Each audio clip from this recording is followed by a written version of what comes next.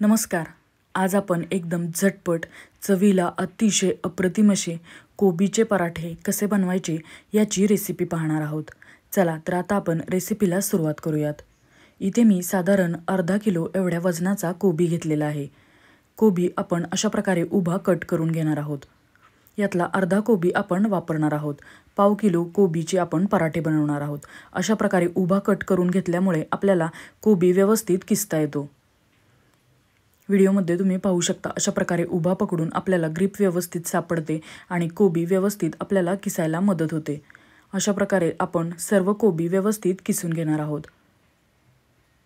इथे मी साधारण पाव किलो कोबी किसून घेणार आहे. बरीच लहान मुले सुद्धा कोबी खात नाहीत. अशा वेळी तुम्ही अशा प्रकारचे झटपट पराठे बनवून मुलांना टिफिनला सुद्धा देऊ शकता.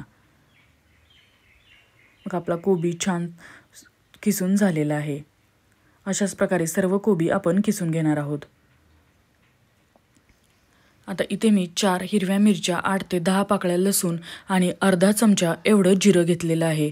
आता आपण हे दरदरीत असं वाटून घेणार आहोत. तुम्ही हा मसाला मिक्सरला सुद्धा जाडसर वाटून घेऊ शकता. तिखट मीठ तुम्ही तुमच्या आवडीनुसार कमी जास्त करू शकता. आपला मसाला व्यवस्थित ठेचून झालेला आहे. आता आपण इथे एका बाउलमध्ये हा किसून घेतलेला कोबी आहे, यामध्ये हा सर्व मसाला घालणार आहोत. मिरची, लसूण आणि जिरं इथे मी दरदरीत असं वाटून घेतलं होतं. आता यामध्येच आपण पाव चमचा एवढी हळद घातलेली आहे. चवीप्रमाणे आपण यामध्ये मीठ घालणार आहोत.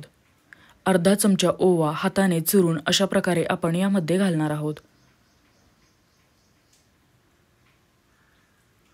इथे मी अर्धा चमचा बेडगी मिरची पावडर घेतलेली आहे आणि अर्धा चमचा गरम मसाला घेतलेला आहे. बारीक चिरून घेतलेली कोथिंबीर आपण इथे घालणार आहोत व हे सर्व मसाले आपण कोबीमध्ये व्यवस्थित मिक्स करून घ्यायचे आहेत. सर्व मसाले कोबीमध्ये व्यवस्थित मिक्स करून झाले की याला व्यवस्थित असं पाणी सुटतं.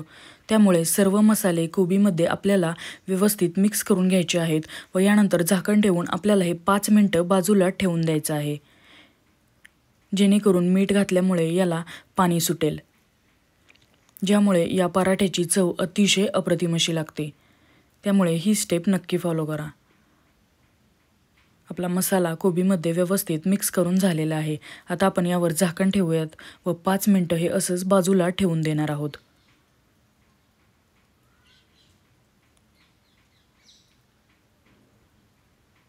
बघा 5 मिनिटं झालेली आहेत आणि आता आपण यामध्ये साधारण 2 कप गव्हाचं पीठ घालणार आहोत.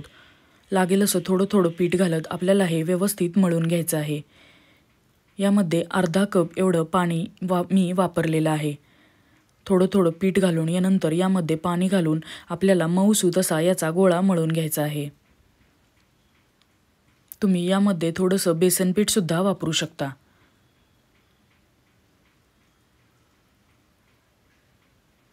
साधारण 2 कप एवढं मी गव्हाचं पीठ घातलेलं आहे व पाणी घालून आपण याचा मऊसूत असा गोळा मळून घेणार आहोत.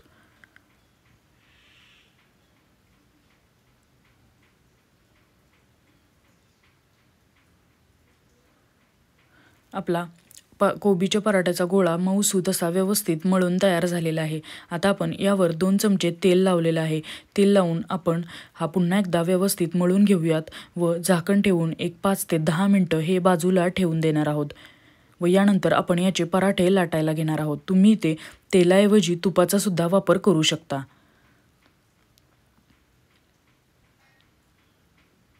आता आपण यावर झाकण ठेवूयात व 10 मिनिटं हे बाजूला ठेवून देऊयात. आपला कोबीच्या पराठ्याचा गोळा एकदम छान असा सॉफ्ट झालेला आहे.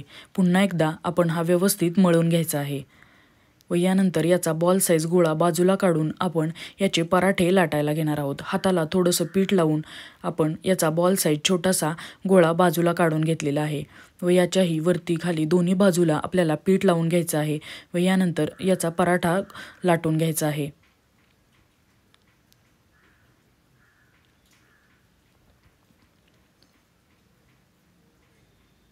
थोडासा पराठा लाटून झाला की मग आपण यामध्ये थोडंसं तेल लावणार आहोत. तुम्ही इथे तूपसुद्धा तसेच बटरसुद्धा लावू शकता.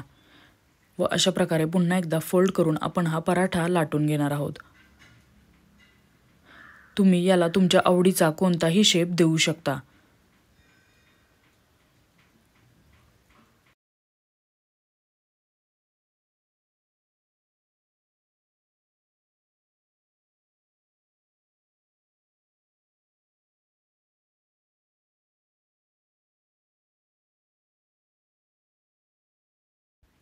इथे मी एक तवा गरम करायला ठेवलेला होता.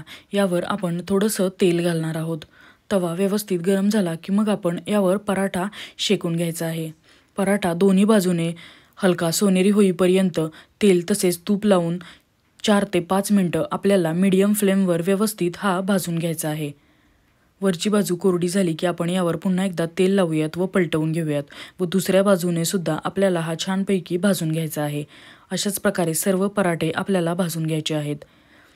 अशाच प्रकारच्या भरपूर पराठ्याच्या रेसिपीज, बीटचा पराठा, पालकचा, मेथीचा, कांद्याचा पराठा तसेच लसूणचा पराठा असे भरपूर रेसिपीज आपल्या चॅनलवर अपलोड केलेल्या आहेत. त्यासुद्धा तुम्ही पराठा रेसिपी या आपल्या प्लेलिस्टमध्ये जाऊन चेक करू शकता.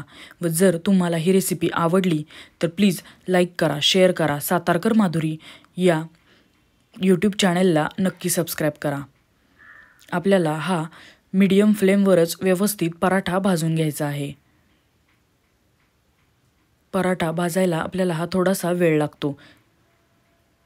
बघा, हा पराठा तुम्ही लोणचं तसेच दह्यासोबत ट्राय करू शकता.